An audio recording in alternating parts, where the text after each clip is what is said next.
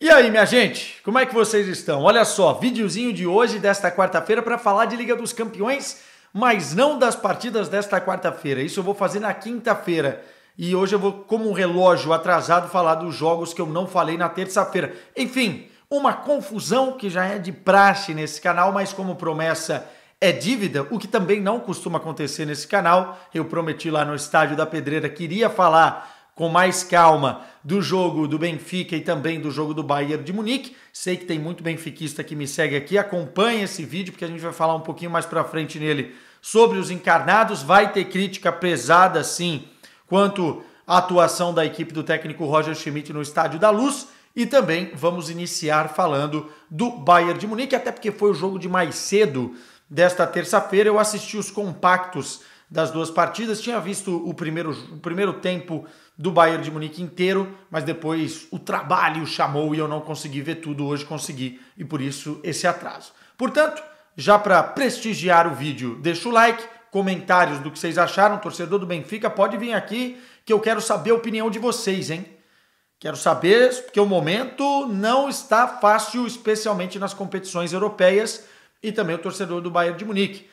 Vi muita gente nas redes sociais criticando a atuação do time que venceu mais uma vez. Então, comentários aí, quem não é inscrito no canal, por favor, se inscreva. Pois bem, eu tinha falado antes do jogo do Bayern de Munique que era um grande teste para a equipe do Thomas Tuchel, porque o Galatasaray tem uma equipe interessante e jogando no seu estádio em Istambul é um time pujante. Primeiro porque aquilo é um caldeirão, né? Aliás, torcida do Galatasaray está de parabéns, inclusive a torcida do Bayern de Munique também, sempre fora de casa, fazendo uma festa enorme, fazendo muito barulho e ajudando bastante o time. Mas realmente o caldeirão de Istambul sentiu-se, pelo menos de longe, deu para ver que era um aliado importante para esse time do Galatasaray, que, como eu disse, tem boas peças. TT, Zaha, Torreira, Icardi. Como joga o Talarico, hein? Meu Deus! Joga muito. Eu já tinha ficado com essa impressão dele antes da passagem do Paris Saint-Germain, cobri alguns jogos da Inter de Milão em loco, e eu acho um centroavante muito, muito interessante dentro da área, brigador, posicional, bom no jogo aéreo, muito bom na leitura de espaços, enfim, só que no Paris Saint-Germain não deu certo, inclusive saiu de lá com uma imagem um pouco riscada até, né? Muita gente criticando ele no Brasil, mas é bom jogador e esse time do Galatasaray não é bobo, por isso seria um teste interessante para o Bayern de Munique. E o primeiro tempo, cara, apesar do Bayern sair na frente com o gol do Coman, né? Boa jogada do Musiala, o Sané foi acionado, deu passe, mais uma assistência do Sané, que está voando nessa temporada, e o gol do Coman. Falha também da abordagem ali do zagueiro, que tentou dar um carrinho, mas o Coman foi muito esperto e conseguiu finalizar muito bem. Apesar desse gol, o Bayern de Munique sofreu. Teve muita chance que o Galatasaray, se tivesse um pouco mais de eficácia, poderia ter feito mais no primeiro tempo, né? Conseguiu um gol de empate, para mim foi um erro ali de carrinho do Kimmich, um erro de leitura do lance, porque não precisava ter dado aquele carrinho, cobertura acho que era do Kim Min-jae, estava chegando, enfim, carrinho meio tosco dentro da área, foi sanduichado o Icardi e acabou sofrendo o pênalti, ele mesmo bateu cavadinha, cavadinha no Reis e 1-1 no placar malucão, o seu Mauro Icardi, e depois, antes disso, já tinha tido oportunidades do Galatasaray, teve mais oportunidades. Eu acho que o Bayern de Munique ele é um time meio com pouca agressividade naquela linha, entre linhas, né, entre a defesa e o seu meio campo. O Kimmich não é volante, apesar dele achar que ele não é primeiro volante, ele não tem características de desarme, ele não é um cara pegador do meio campo em termos de recuperação de bola, ele é um cara muito mais cerebral, pensa o jogo, lançamentos longos, movimentação, ritmo, dita ritmo, que é muito interessante e que ele é muito bom fazendo isso. Inclusive, na lateral direita ele tinha bastante desses atributos também, né? Bola na área, cruzamento, chegar na linha de fundo muitas vezes, enfim. Mas ele não é o volante que o Tuchel quer, por isso tanto a insistência no Palhinha. E o Laimer, ele não tem assim tanta qualidade, apesar de achar que ele faz boas partidas e já elogiei ele aqui no canal, ele não tem tanta qualidade, ele não tem tanta pegada como um volante precisa ter nesse Bayern de Munique para proteger um sistema que tem Davies de um lado e Mazraoui do outro. Esses caras sobem muito.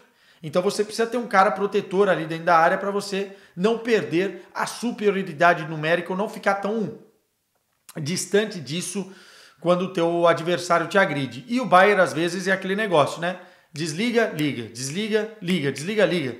Quando liga, é muito difícil parar. Mas quando desliga, o torcedor fica pensando, pô, a gente poderia ter tomado uma virada, ter saído perdendo o jogo no primeiro tempo dessa partida. Pois bem, no segundo tempo, o Galatasaray volta bem, mas manter o ritmo que o Galatasaray teve que imprimir para conseguir abafar o Bayern de Munique não é fácil. E aí sai um gol, aliás, mais um gol de Harry Kane, uma boa jogada do Mazraoui pela direita, que apoiando é muito bem, defensivamente não é tão bem, acionando o meio, eu acho que é o Musiala, se eu não estou enganado, que faz o passe para o meio, e o Harry Kane quase de letra, ele foi muito inteligente no lance, porque a leitura era para ele fazer o gol de letra. Conseguiu fazer na sobra, né? A bola bate no zagueiro, na sobra ele faz. Só um parêntese do Harry Kane, porque eu acho que ele ainda não está no seu melhor no Bayern, tá? Eu acho que ele ainda está chegando lá em termos de entrosamento com os caras, em termos da funcionalidade dele dentro da equipe, e ontem ele não fazia assim, um grande jogo até o gol. Mas o futebol é isso, né? O centroavante precisa aparecer no momento certo.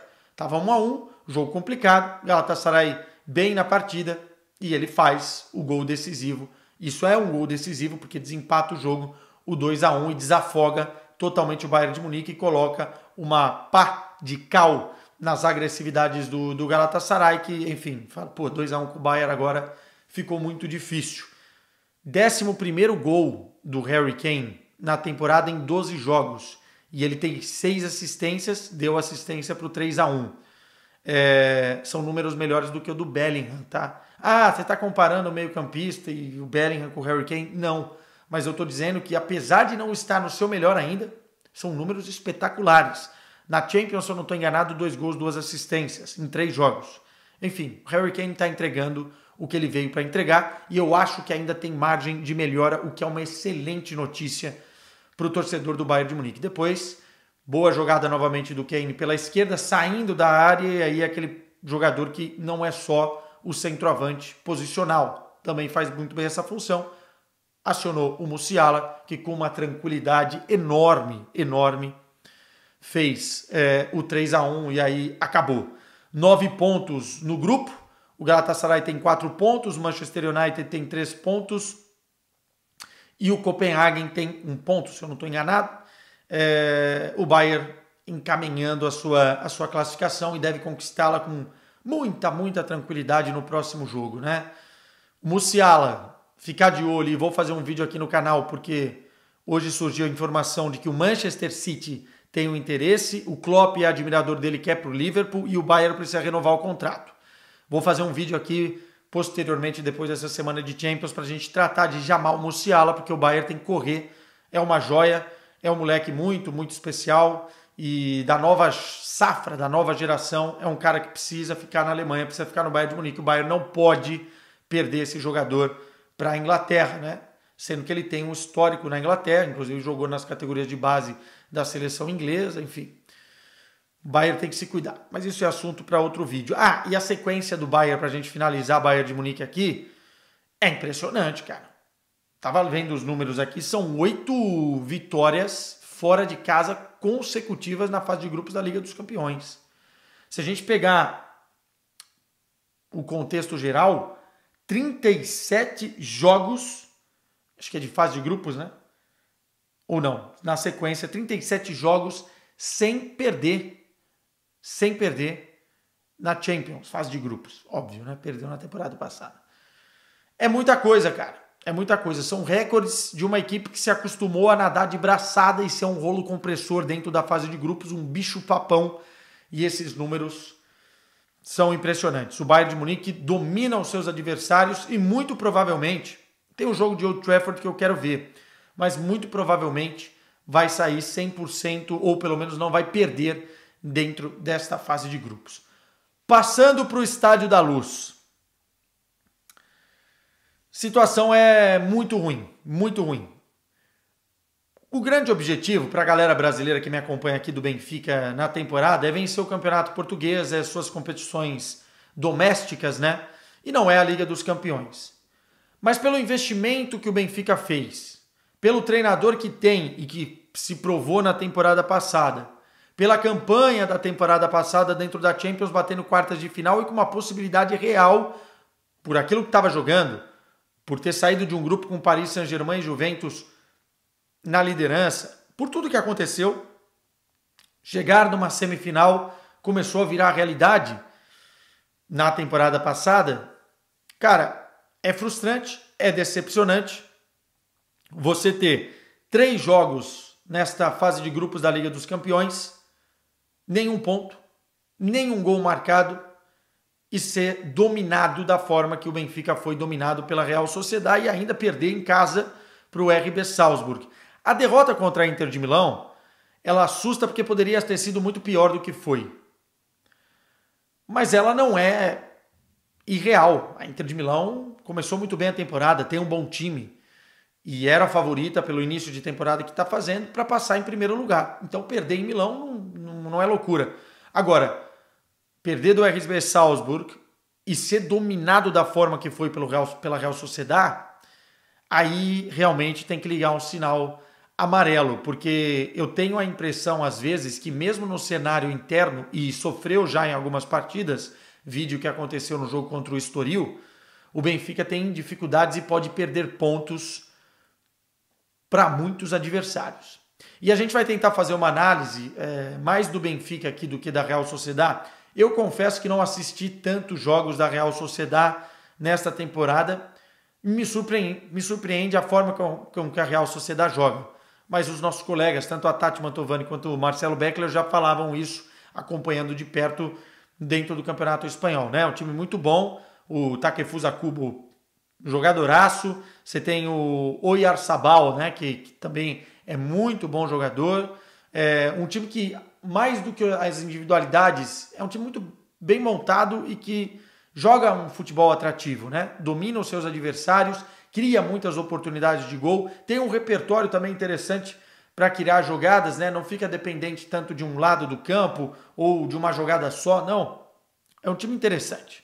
Os números não deixam mentir e nem só os números, né? Estamos falando também da exibição em si. 63% de posse de bola para a Real Sociedad e 37% para o Benfica. Nós estamos falando de quase 60 ataques da Real Sociedad contra 20 e poucos ataques do Benfica. Foi um domínio absoluto. Teve bola na trave, teve bola passando do lado da trave 2 vezes. Isso no primeiro tempo. Primeiro tempo, eu liguei para um amigo benfiquista meu pós-jogo que falou o seguinte. Cara, a melhor coisa do primeiro tempo foi quando acabou. Porque eu não aguentava mais. Tava na cara que o Benfica iria perder o jogo. E tava 0-0. E o poder de reação do Benfica não aconteceu, mesmo vendo tudo isso acontecer na primeira etapa. E aí, cara, mais do que os números, do que a exibição, a gente tem que falar de alguns problemas estruturais. Está acontecendo uma coisa no Benfica nessa temporada que não é normal, pelo que o time fez na temporada passada. Você pode colocar a culpa nos jogadores que... Culpa eu digo, né? Esses problemas nos jogadores que saíram. Grimaldo, Enzo Fernandes no meio da temporada, Gonçalo Ramos. Eu acho que sim, uma parcela sim. Ainda mais o Enzo Fernandes, que a minha opinião é que o Benfica, desde a saída do Enzo Fernandes, nunca mais conseguiu encontrar o mesmo equilíbrio no meio-campo. Fez boas partidas, encaixou em alguns jogos, é verdade, na segunda metade da temporada, né? O Enzo que sai na janela de inverno, mas nunca mais foi a mesma coisa. E aqui no canal já falei isso algumas vezes, né? Falta ali um jogador de equilíbrio defensivo, um cara de marcação, um cara de roubada de bola, um cara de mordida mesmo dentro desse meio campo que o Benfica não tem. Roubar a bola, saber passar bem, enfim, preencher aquele espaço e conseguir controlar de certa forma algumas ações ofensivas dos adversários. O Benfica não joga nesse sistema, mas isso não é só culpa do jogador que saiu, né? Não é só um problema pelo jogador que saiu. O Roger Schmidt quer montar um time com 2 volantes construtores, o Coxo e o João Neves. E às vezes o Walsners ali, nenhum deles tem essa característica. Para mim, o cara que tem mais essa característica, mas ao que tudo indica não tem, na visão do Roger Schmidt, condição de ser titular, é o Florentino. Para mim, o Tino tinha que jogar. Ah, mas vai deixar quem no banco? Cara, não interessa. Quem tá melhor, joga. Coxo, João Neves, o Walsners ali. Enfim, você precisa ter um equilíbrio num time que nas laterais também não tem características tão defensivas assim, porque senão você fica muito exposto. O Benfica sofreu de todas as maneiras contra a Real Sociedad. O Cubo fez o que quis, tanto pela direita, caindo por meio, infiltrando. Sabe? O Benfica sofreu tanto na direita quanto na esquerda, e aí, é claro, os 2 zagueiros, que são bons zagueiros, também sofrem, né? Porque você fica muito exposto. Podemos colocar também a situação nas contratações que não estão vingando? Também. O Jurasek é um cara que até agora não entregou. Eu não vou queimar o jogador aqui, tá? Não vou falar, esse não serve, esse serve. Porque depois, isso também não é justo da minha parte. O torcedor pode fazer isso, mas isso não é justo da minha parte, porque depois pode ser que o cara venha a evoluir. Mas o Jurasek não é nem sombra do jogador que se imaginou que ele fosse. E ainda mais comparando com o Grimaldo. Olha a temporada que o Grimaldo está fazendo no Bayer Leverkusen. Pois bem, lá no comando de ataque, o Arthur Cabral. Não tem condição.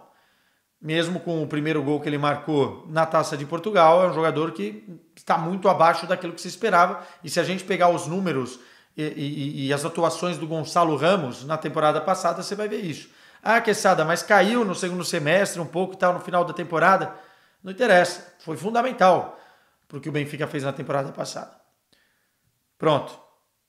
E no meio campo, falta esse jogador, o trinco, como eles dizem aqui em Portugal. O Bá é um jogador muito interessante na parte ofensiva, mas ontem ele tomou um baile na parte defensiva. E aí tem todos esses problemas estruturais da equipe que eu tô falando aqui. O João Mário, um jogador que não é nem sombra do jogador que foi a temporada passada, tanto a nível criativo quanto a nível de combatividade no meio campo. Um jogador que não entrega os números e não entrega as exibições que entregou na temporada passada. O Di Maria não pôde jogar pela questão física. David Neres ficou muito isolado ali tentando fazer alguma coisa. O Musa não foi bem. Enfim, o time inteiro um apagão, um terror. Um terror do Benfica, uma noite para esquecer. E não vai dar para esquecer, né? Porque praticamente se despediu da Liga dos Campeões da Europa. E pior que isso, muito provavelmente, se não tiver uma reação imediata, mas eu não vejo muito como jogando desse jeito, não vai conseguir classificar nem para a Europa League. Porque agora o jogo decisivo que o Benfica precisa ganhar é contra o Salzburg na Áustria. Jogando assim, não sei se consegue. Acho que o Benfica precisa parar para pensar nessa janela de transferências alguns ajustes. Para você ver, né? O Benfica queria contratar um centroavante, contratou o Arthur Cabral e o cara que estava para ser contratado, o Jiménez, do Feyenoord, fazendo gol à torta e à direita na temporada. Um jogador muito mais parecido com o Gonçalo Ramos do que propriamente com o Arthur Cabral, né? E, enfim, são coisas do mercado. Às vezes se erra, às vezes acerta. Vai na conta da diretoria, vai na conta do treinador, vai na conta de muita coisa que está acontecendo. Mas certo mesmo é que alguma coisa não está batendo legal dentro dessa equipe benfiquista nessa temporada. E como eu disse, tem que ligar o alerta sim, porque é capaz de perder pontos dentro do Campeonato Português neste momento menos positivo e que depois vão fazer falta lá na frente. Ainda não acontece, mas pode acontecer. Pois bem, vamos fazer o seguinte. Nessa quinta-feira vai ter mais vídeo aqui sobre rodada de Liga dos Campeões. Agora eu vou assistir os jogos para poder falar, mas a verdade é que o único português que me parece que vai passar para as oitavas de final é o Futebol Clube do Porto. E vamos ver o que acontece com o Borussia Dortmund. Union Berlim, muito provavelmente, também não vai passar e briga talvez com o Braga pela Europa League. E o Bayern de Munique nadando de braçada, né? Vamos ver o Leipzig também. Estou confiante que o Leipzig passe pensando nos alemães e pensando nos portugueses. Ó, beijo para vocês, falei demais e quero comentários. O que vocês acharam das atuações dessas duas equipes? Tchau, Ludmilos.